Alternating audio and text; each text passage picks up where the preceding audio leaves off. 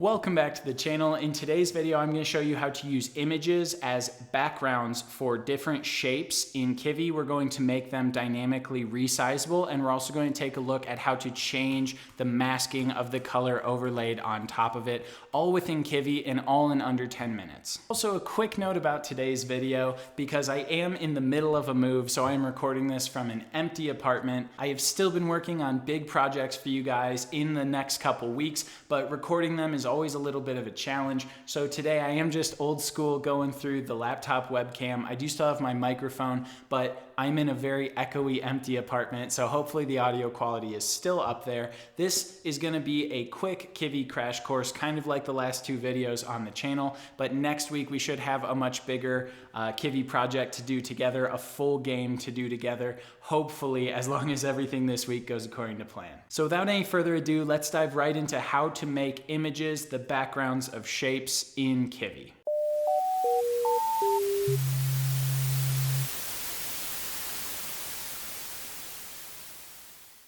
Okay, so for this tutorial, we are going to be starting from the project that we built in the previous tutorial on the channel, which, if you need a quick recap, was just a rectangle in the lower left corner of the screen, which when we clicked it, it changed colors. So that is what we're gonna start from for this tutorial.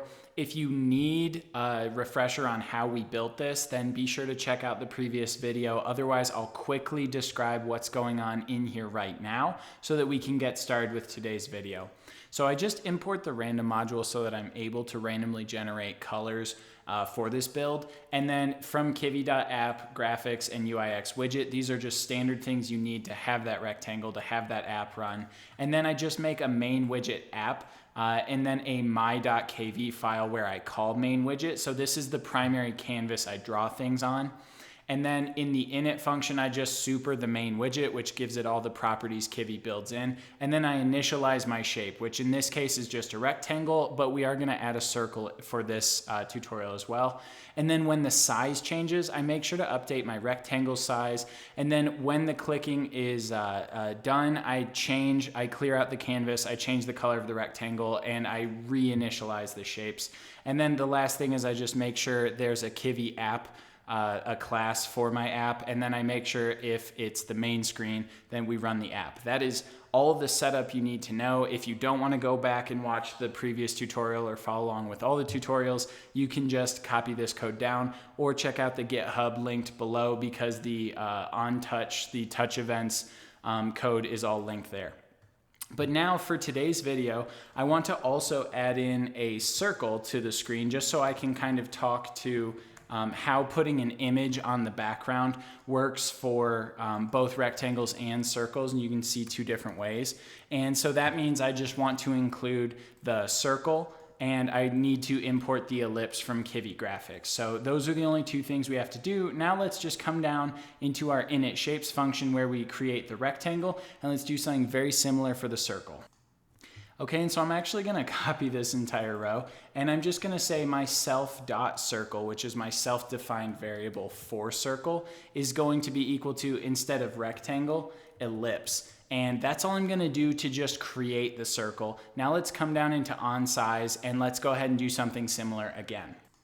And again, it's probably easiest to just copy these rec.pause and size again and change them for circle. And the reason I think that's easiest is because, sort of unlike Pygame, circle and rectangle are defined really, or I should say ellipse and rectangle, are defined really similarly for Kivy. So they basically, you define the rectangle they're going to occupy. And I'll actually say, for the position of my circle, I'll have it start at the halfway point, and then I'll just make it, rather than half the screen, I'll just make it a third of the screen, so it's a little different.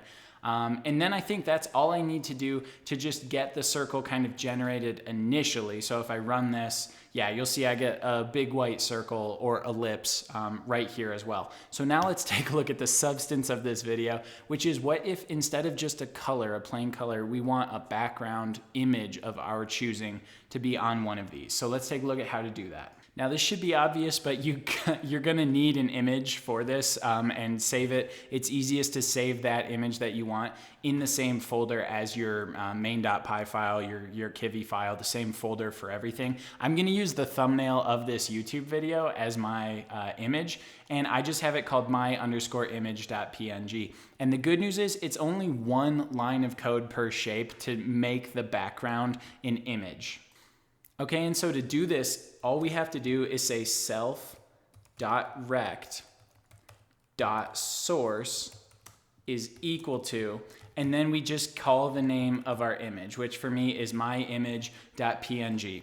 And let's just boot that up and take a look at what we get.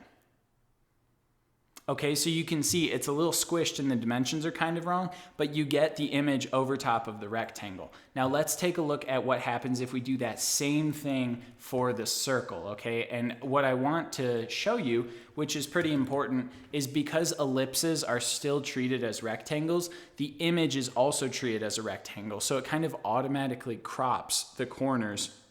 So this is important to note. If you have an image that is non-rectangular, it's still going to treat your image as if it's a rectangle. So whatever rectangle has to get drawn to fill your shape is what's going to be used. Okay, and then just one important note, because we do want this to still update when we change sizes, we should come down here to after we've cleared out the canvas and copy those 3 lines of code from up in the init shapes and say that we want the circle to always have that new background color, but then also to drop in the images. And what's really cool that I think we should talk about now is that that color we're changing the rectangle to when we click does actually affect the image as well. So right now, both those images had white backgrounds, which is why it looks normal. Check out what happens if I click the rectangle.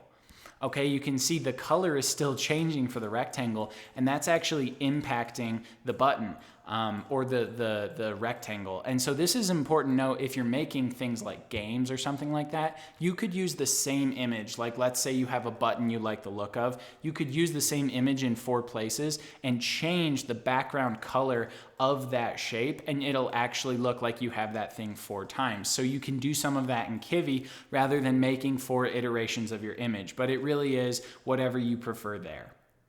And then obviously in keeping with Kivy, because of the way we wrote this intelligently, it's dynamically resizable.